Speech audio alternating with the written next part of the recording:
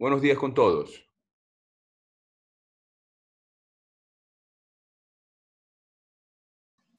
Buenos días, abuelo. Buenos días, doctor. Buenos días. Bueno, ¿tenemos audio? Veo que sí.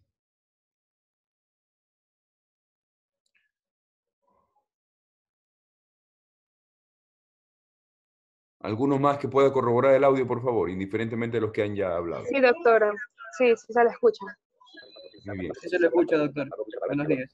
Muy bien, buenos días con todos. Bueno, tengo un ligero problema con la cámara. Me han dicho que se va a corregir en estos días. Espero que el día viernes ya podamos vernos sin ninguna dificultad. Veo algunos nombres y rostros ya conocidos, alumnos de ciclos pasados.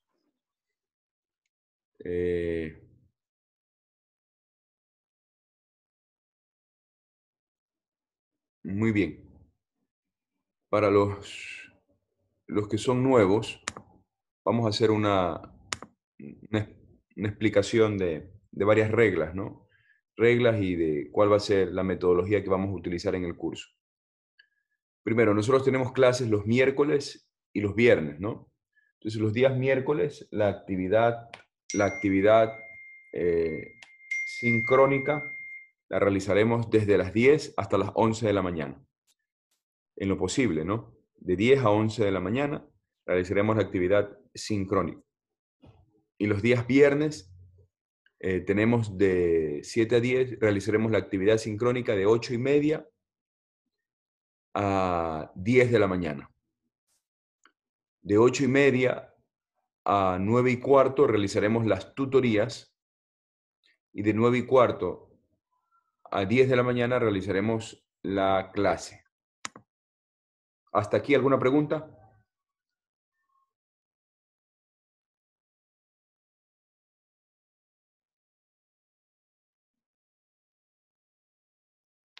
No, muy bien.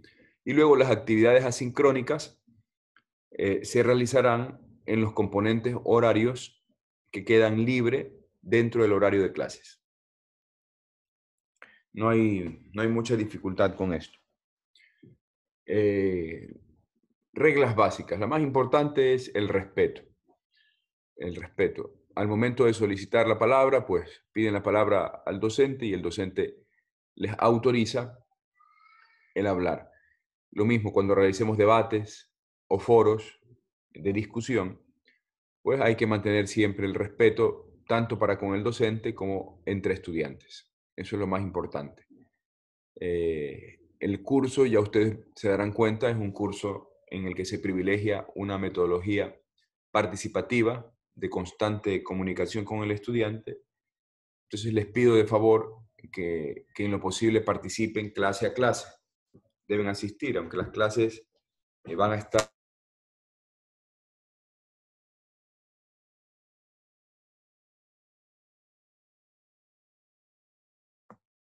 Perdón, aunque las clases van a estar subidas para que ustedes puedan escucharlas en caso de algún problema o dificultad para poder asistir, pues indiferentemente de eso les ruego que asistan a clases para que pueda yo registrarles su participación. La participación es muy importante porque es un componente esencial en la evaluación. Sobre los contenidos del curso, sobre cómo se van a desarrollar esos contenidos y cuál va a ser el método de evaluación, les pido que tengan paciencia. En esta semana estará subido todo en el Moodle, tanto el sílabo, el plan analítico, como el componente de evaluación, será comunicado directamente. Nosotros los docentes hemos recibido las credenciales recién y les pido entonces paciencia para que quede subido. Todo eso va a estar subido en el transcurso de esta semana. Espero ya que la próxima semana ustedes ya puedan revisar y sin dificultad, pues, revisar los contenidos y lo que vamos a ir realizando semana a semana. No obstante de que van a poder revisar el sílabo y el plan analítico, las actividades se irán liberando semana a semana. Es decir, las actividades sincrónicas y asincrónicas quedarán habilitadas generalmente para que ustedes puedan trabajar semana a semana y evitar en lo posible que haya estos problemas, ¿no? Que ahora están de moda, que son los plagios, lo de te compro y te vendo deberes, y la gente anticipadamente ya sabe qué es lo que hay que hacer. Entonces, semana a semana van a ir trabajando y también para llevar un mejor orden de las actividades que se realizan en torno a la asignatura. Hasta este momento, ¿alguna pregunta, por favor?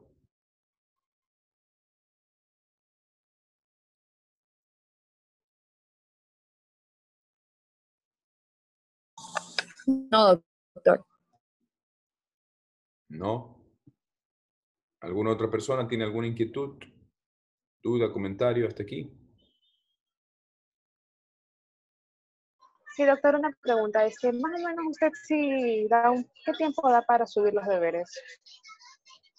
Tiempo para subir los deberes. Dependiendo de la naturaleza del deber, si estamos hablando de una actividad que se realiza de manera conjunta con el docente, pues generalmente les pongo como fecha tope ese mismo día. Para las actividades asincrónicas, en general van a tener como fecha tope el último día de la semana a las 12 de la noche. Sí, generalmente. ¿Alguna otra pregunta?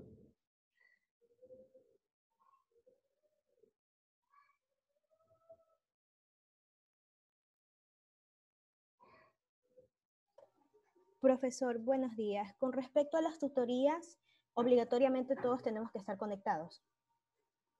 Bueno, en las tutorías, generalmente el concepto de la tutoría puede ser grupal o individual por el estilo docente que yo imparto. Ustedes se van a dar cuenta que las tutorías son bien retroalimentaciones o bien eh,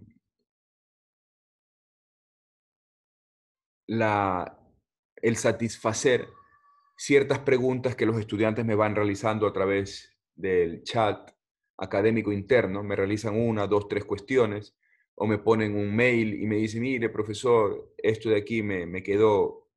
Generalmente sucede al principio, que los estudiantes tienen miedo a hablar en clase y esperan que se acabe la clase para preguntar. Y me preguntan a través del correo electrónico o me preguntan a través del chat. Entonces yo esas preguntas no las absuelvo individualmente, las llevo al grupo y las resolvemos en la tutoría, en la hora de tutoría. Entonces, obviamente, en ese momento de la tutoría eh, es un momento eh, en el que se debe entender que siempre debe estar el profesor, no necesariamente debe estar el alumno, pero les encomiendo encarecidamente, ya que vamos a hacer, son 45 minutos de tutoría y generalmente va a ser esto, una retroalimentación, una absolución de consultas o el tratamiento de un tema que haya podido quedar inconcluso. Generalmente puede ser a través de chat, ¿no? Les pido que participen, porque de lo contrario pueden surgir nuevas cuestiones que queden para los que no asisten en el tintero. Entonces, pero sí, en estricto sentido, Yailí, si así se pronuncia, no debe, en las tutorías no deben asistir, solo asisten los que quieran. Pero yo pido que todos asistan porque yo trabajo generalmente con tutorías grupales, tutorías en las que todo el grupo se encuentra activo participando y en el que proponemos una o dos o tres preguntas para que todo el tema tratado previamente quede absolutamente claro. La asistencia siempre se va a registrar, la asistencia siempre se va a registrar por este método, por el Zoom. La asistencia. Pero puede ser que inmediatamente nos traslademos, después de registrada la asistencia, nos traslademos al chat académico del Teams o al trabajo directamente en Teams para realizar un debate o un foro. Entonces, siempre tienen que estar atentos porque como el registro de la asistencia se hace al inicio de la hora de clase, entonces tratar de conectarse a ese inicio de la hora de clase porque inmediatamente nos vamos a ir al otro sistema. Entonces, tomamos la lista, esperamos unos 2-3 minutos, se cierra el Zoom y pasamos inmediatamente a realizar la actividad en el Teams, por ejemplo. Cuando eso ocurra, generalmente está todo previamente avisado. Entonces, cuando eso ocurra, nos vamos al Teams, pero ya hemos tomado previamente la asistencia en el Zoom. Muy bien, ¿alguna otra inquietud? Ya. Doctor, entonces usted prácticamente si queremos comunicarnos con usted deberá ser mediante las tutorías. No podríamos tener un grupo donde podamos agregarlo entonces. No sé, yo prefiero que si quieren comunicarse conmigo lo hagan en clase. Usted Portilla fue alumna mía, ¿no? Entonces usted conoce que yo siempre dejo reservadas 5 minutos antes de que culmine la clase y siempre estoy diciendo, bueno, alguna cuestión, alguna opinión, alguna duda, algún comentario en clase, porque las cuestiones de las clases son cuestiones atinentes a todos los estudiantes, al grupo. Entonces, a menos que sea una cuestión excesivamente ya que raye en lo muy personal, pero que conmigo no deben tratar cuestiones personales, sino, profesor, he tenido este problema médico que no lo puedo exponer en el grupo, etc. Pero de ahí, cuestiones de la clase, les pido encarecidamente que las tratemos en clases. Yo no es que no les quiero hacer caso, no es que no les voy a contestar, sino que prefiero llevarlo a la clase porque puede ser que alguno más tenga esa misma duda. Y si alguno más tiene esa misma duda, aprovecho para que quede claro para todos la cuestión. Entonces, es más bien por una metodología, porque conozco que a los estudiantes les cuesta mucho, sobre todo las primeras semanas, en tener libertad para poder opinar o expresar sus creencias, sus ideas, sus opiniones. Entonces, es sobre todo por eso, Michelle, que yo realizo de esa manera la actividad. Si me preguntan, lo voy a llevar siempre al curso, porque esa es mi metodología de trabajo. Solamente cuestiones académicas, estrictamente personales, las podemos tratar a través de ese medio, a través del correo, etc. Por ejemplo, les puse el ejemplo, no taxativo, sino un ejemplo. Si alguien tiene algún problema médico que no quiere exponerlo aquí en clase. Muy bien, obviamente, para eso está el correo institucional, etcétera. Sin problema se registra aquello. Lo de crear un grupo de WhatsApp, en caso de que lo veamos oportuno lo haremos, pero como vamos a tener el grupo de Teams de este curso, entonces no lo veo necesario un grupo de WhatsApp, porque en Teams nos vamos a poder comunicar. ¿Alguna otra inquietud? Por favor, todas las inquietudes que tienen que ver con esto que he enunciado aquí, por favor.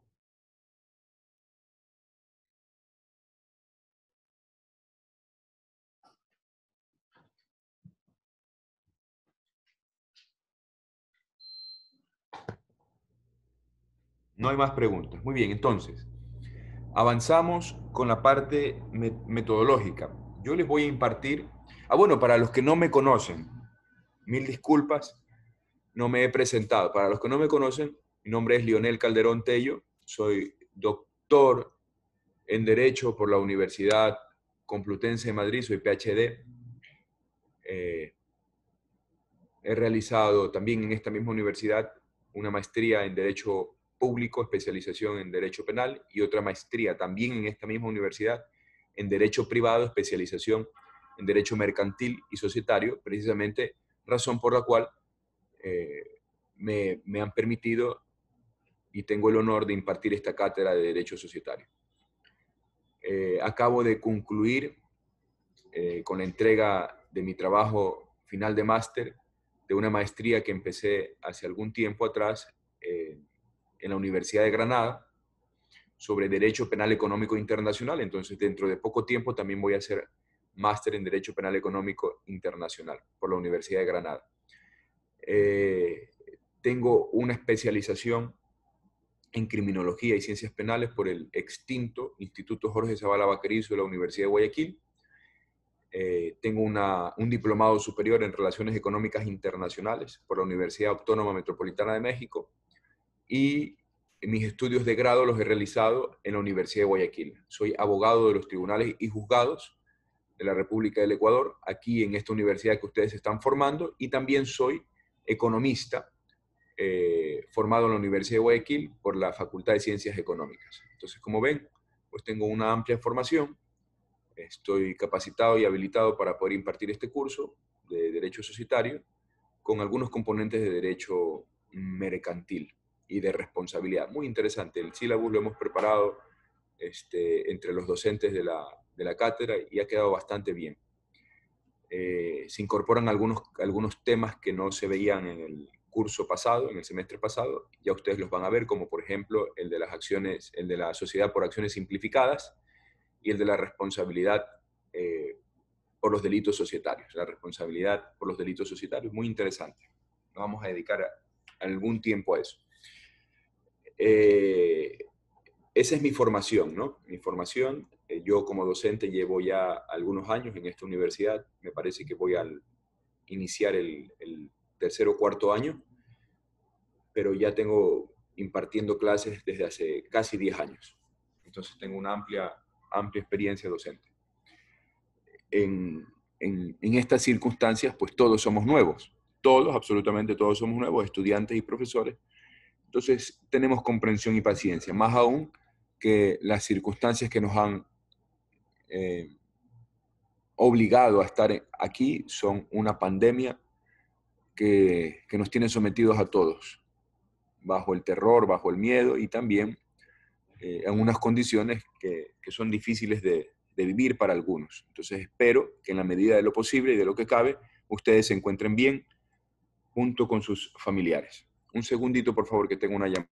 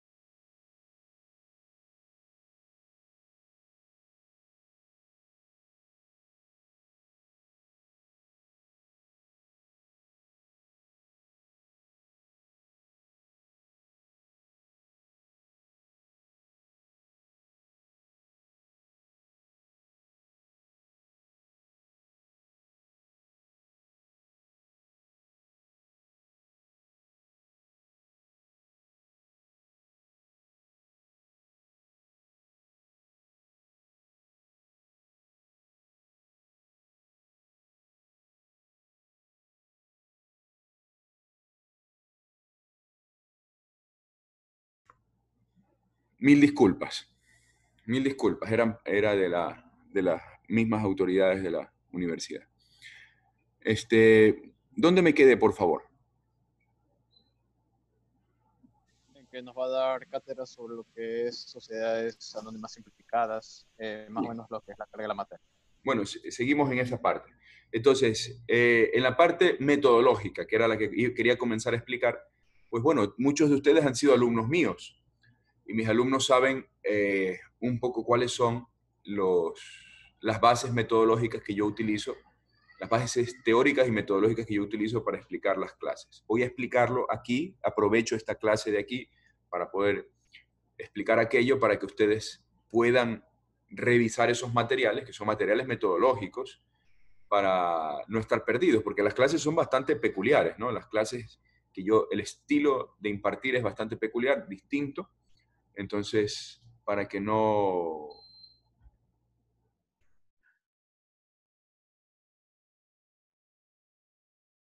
Entonces, para que tengan la oportunidad de conocer de dónde vienen esas bases teóricas. Pues bien, primero empiezo señalando que podrían revisar la teoría de la acción comunicativa de Jürgen Habermas. la teoría de la acción comunicativa de Jürgen Habermas. Si yo les pregunto aquí sobre qué es el lenguaje, muchos de ustedes me dirán que el lenguaje es la forma en que los seres humanos tienen para poder expresar sus opiniones y para poder comunicarse con los demás. Desde esa perspectiva, el lenguaje sería una herramienta que utiliza el hombre para expresar sus ideas o para comunicarse. Muy bien. Para Habermas, para Jürgen Habermas, en la teoría de la acción comunicativa, el lenguaje realmente constituye el mundo. El lenguaje forma y performa el mundo. Vamos a poner un ejemplo. Si yo aquí, en Habermas el mundo es el mundo de los fenómenos, ¿no? Si yo aquí les pongo un ejemplo, les digo vaca, caballo, elefante, toro, ¿qué se les viene a la cabeza? Se les viene la imagen del concreto animal. Si yo les digo elefante, ¿qué les aparece en su cabeza? Si yo digo elefante.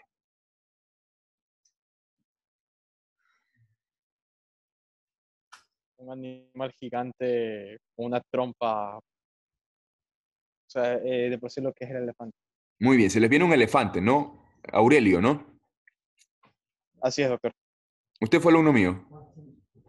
No, No. tristemente no tuve esta oportunidad. Se le mete en la cabeza un elefante. Eso es lo que ocurre. A nivel conceptual, eso es lo que ocurre. Pero eso no siempre fue así. En la historia de las ideas, no siempre cuando se escuchaba el concepto de elefante, se abstraía esa idea de tal modo que aparezca en la cabeza. Eso solamente ha ocurrido en la medida en que ha pasado el tiempo y a través de las distintas categorías y conceptos y el lenguaje se ha formado y forjado en la cabeza un concepto y una categoría específica denominada elefante. Del mismo modo, el derecho es lenguaje. El derecho utiliza, hablando en términos usuales, el derecho utiliza al español, el derecho ecuatoriano utiliza al español como base para poder explicar sus mensajes. Sin embargo, el derecho es lo que es en la medida en que nosotros comprendemos esas categorías en la cabeza. Cuando aparece el concepto de derecho, ¿a ustedes qué se les viene a la cabeza? Cuando aparece el concepto de norma, ¿qué se les viene a la cabeza? Cuando aparece el concepto de justicia, ¿qué se les viene a la cabeza? Cuando aparece el concepto de preso, ¿qué se les viene a la cabeza? Cuando aparece el concepto, etcétera. Y así diferentes conceptos de pena, de sanción, coercitivo, de niñez, de adolescencia, de familia, etcétera. Se les viene conceptos, categorías, explicaciones. Eso de ahí es el lenguaje que ha ido formando, performando todas estas categorías para que ustedes y yo las comprendamos. Desde esta perspectiva de la acción comunicativa, desarrollada por Habermas, el derecho, el derecho, el derecho constituye, así como el lenguaje es constituyente del mundo de los fenómenos que aparecen en la cabeza de las personas, el derecho es constitutivo del mundo jurídico que aparece en la cabeza de las personas y que está presente especialmente objetivado en la Constitución, en las leyes, etc. ¿Sí me siguen esa idea? ¿Está confusa? ¿Alguna pregunta?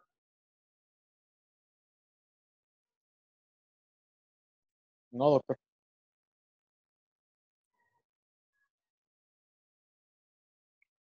¿Significa eso? ¿Que está confusa o que no está confusa? Yo puedo decir que está claro. Ah, ya, muy bien. ¿Alguien que le parezca complicado, complejo para poder explicarlo más o ya pasamos?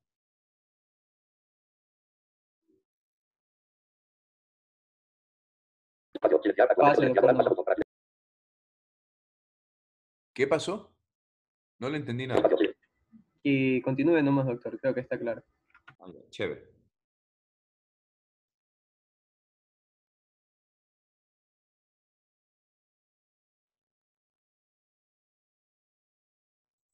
Muy bien, entonces ese es el primer elemento metodológico del que yo parto para explicar estas clases. En algún momento haré referencia a algún instituto dogmático metodológico para poder reforzar mis explicaciones materiales. Pero yo voy a dar por descontado, porque les estoy explicando de dónde parto, voy a dar por descontado, ustedes tienen que revisar esto. Bueno, puntualmente, si a alguno le parece complicado en algún momento que lo está revisando, pues me lo pregunta y a la final ayuda a todo el grupo, ¿no? Estas clases de metodología sirven no solo para nuestra materia, sino para todas. Estas clases de dogmática, al mismo tiempo, no sirven solo para mi materia, sino para todas. Otro sustento teórico, metodológico que yo utilizo es la concepción funcional de la Escuela de Frankfurt. La Escuela de Frankfurt tiene una opinión específica respecto del derecho. Bueno, aquí si yo le pregunto a los que han sido mis alumnos qué es el derecho, ¿qué me dirán? ¿Qué es el derecho?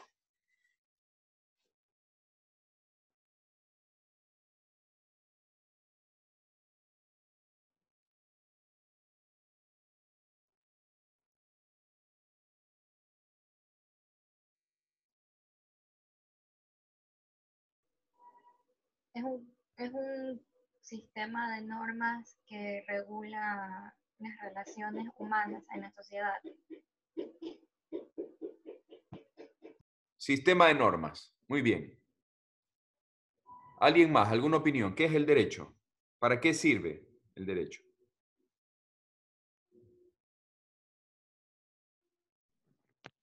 Para el control social. Muy bien. ¿Qué más? ¿Algo más? Los que han sido mis alumnos.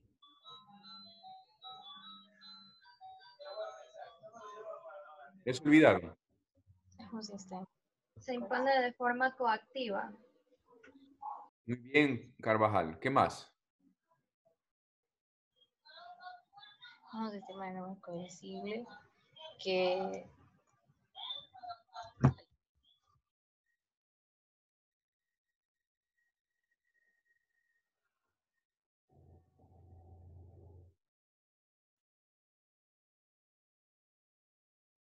Desde una perspectiva teórica, el derecho efectivamente es lo que han opinado los compañeros, ¿no? Carvajal, etc. Es un conjunto de principios, un sistema de normas con carácter coercible que sirve para regular la convivencia. Pero desde una perspectiva funcional, es decir, ya no solo teórica, sino desde una perspectiva funcional, el derecho es una solución jurídica que se ofrece para resolver los problemas que surgen con ocasión de la convivencia. Desde esta perspectiva funcional, que es la aportada por la Escuela de Frankfurt, si el derecho, aunque esté vigente, no funciona, pues no es derecho. Desde la perspectiva teórica, derecho será todo aquello que se encuentre vigente. Pero desde una perspectiva funcional, la validez estará relacionada con la capacidad que tenga ese ordenamiento jurídico de cumplir con las expectativas establecidas en la concreta norma. Habermas, que es un autor tardío de la Escuela de Frankfurt, escribe un libro que se llama Facticidad y validez. Podríamos traducir el concepto de validez en Habermas y de su alemán. La verdad es que la traducción es un poquito incorrecta. Podría ser facticidad y norma, facticidad y norma. Facticidad y validez, facticidad y norma. Pero un pequeño paréntesis, si ustedes revisan los manuales de teoría general del derecho, siempre hay un capítulo reservado al concepto de validez. Porque hay que discutir sobre si el carácter de vigencia otorga validez. E incluso hay que discutir sobre si el carácter de vigencia que comprometa los ideales de justicia hacen que una norma sea válida. Bueno, esos son casos particulares del derecho. Entonces, desde esta perspectiva, nosotros colocamos o ponemos al derecho como un objeto de estudio. Un objeto de estudio en el que se analiza si funciona o no funciona. Si funciona, hay validez. Si no funciona, no hay validez. Esa es una metodología, es uno de los aportes teóricos de los que yo parto para poder explicar las clases. La facticidad, concepto de facticidad. Pero esto lo voy a explicar, lo voy a desgranar en la siguiente clase. Por este momento simplemente voy a introducirme en los materiales para que los vayan leyendo. Les voy citando los libros, ya les he citado dos. La teoría de la acción comunicativa de Habermas y de este mismo autor, facticidad y validez. Luego tenemos otro elemento teórico que utilizo yo para estas clases, que es la visión del derecho societario de Paz Ares, Cándido Paz Ares y de Díez Picasso. Estos autores, especialmente Cándido Paz Ares, señalan que el derecho societario es realmente, a diferencia de los otros derechos, es un conjunto de herramientas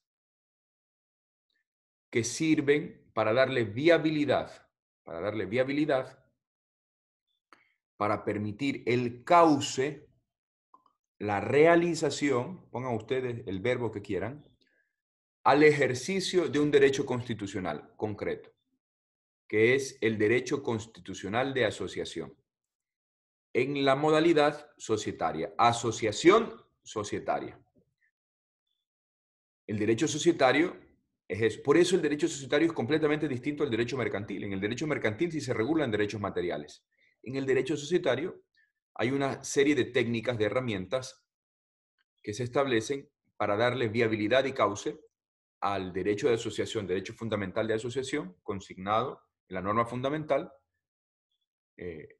para que la sociedad pueda ejercer de mejor manera sus derechos, Esta es la perspectiva de la que vamos a analizar el derecho societario. Y finalmente, el último apartado teórico, metodológico que nosotros utilizamos, que servirá sobre todo para los ejemplos, será el análisis económico del derecho. Análisis económico del derecho. Con el análisis económico del derecho, nosotros podemos darle sentido práctico a las disposiciones, a las instituciones. Cuando estudiemos, por ejemplo, los tipos sociales, nosotros nos vamos a dar cuenta que existen varios tipos sociales, pero que en la realidad ha sido uno el tipo social que se utiliza en general. Y bueno, las sociedades para los negocios familiares, las sociedades comanditarias, pero en general la sociedad anónima ha sido la estrella. Hoy en día me parece que puede robarle el protagonismo a la sociedad anónima, la sociedad de acciones simplificada, la sociedad simplificada por acciones. Puede robarle protagonismo, pero ¿a dónde voy? ¿A dónde quiero ir yo? Que desde una perspectiva del análisis económico del derecho, debemos revisar la normativa también desde una perspectiva crítica, para señalar si esa norma está establecida ahí, pero no funciona, no sirve para nada y no se utiliza, pues probablemente podemos hablar de una derogación tácita por la costumbre, etc. Pero bueno, eso lo vamos a ir indagando después. Vamos a analizar también cuáles son los costos de emprender una determinada cuestión y no otra.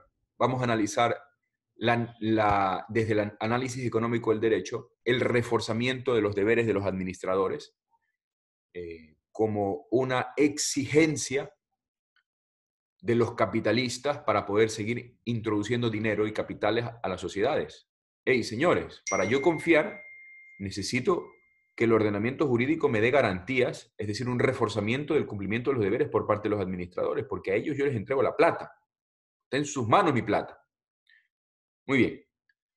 Estos son los elementos teóricos y metodológicos de los que partimos. Preguntas hasta aquí, por favor.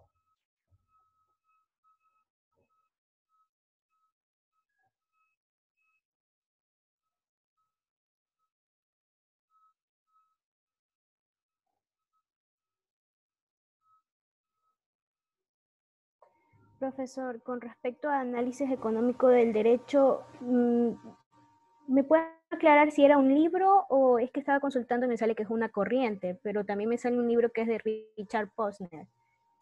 Mire, sobre el análisis económico del derecho es una forma de entender el derecho, específicamente es una corriente. Posner puede ser un autor que pueden leer a Coase también. Aquí les puedo preparar unos materiales, 2 o 3 artículos, pero me parece bien, Posner. Richard Posner, lean a Richard Posner porque Posner es bastante práctico, es juez, tiene una visión de juez, en ese sentido es bastante práctico. Pero yo lo que les pido con el análisis económico del derecho es que traten de leer alguna introducción, no a un autor propio de la postura, sino a un autor que interprete o que estudie la postura, para que sea mucho más fácil. Aproximación al análisis económico del derecho, introducción al análisis económico del derecho, etcétera, ese tipo de cosas, porque si van a leer al autor va a ser muy complejo. Y ya está. Con esos elementos, ustedes no van a estar, van a estar actualizados al día en los elementos metodológicos que yo utilizo para poder impartir la docencia.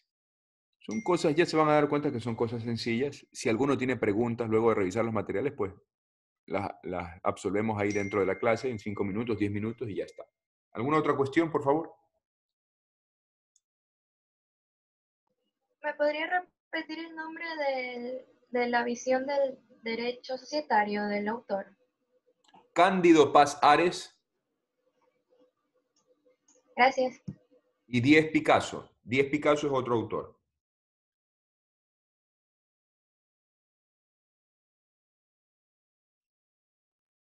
¿Otra pregunta?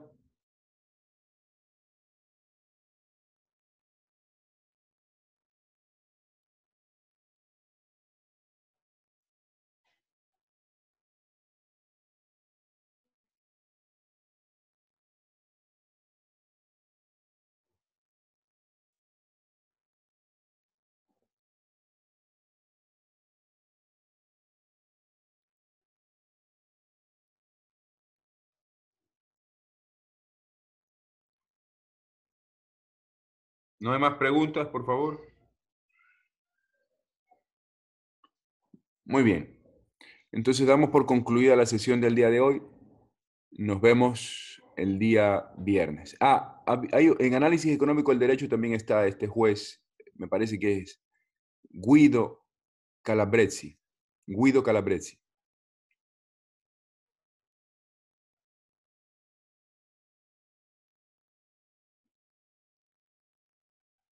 Ok, doctor. Muchas gracias entonces. Muy bien, chicos. Buen día, saludos con todos. Pasen bien. Buen día. Doctor, gracias.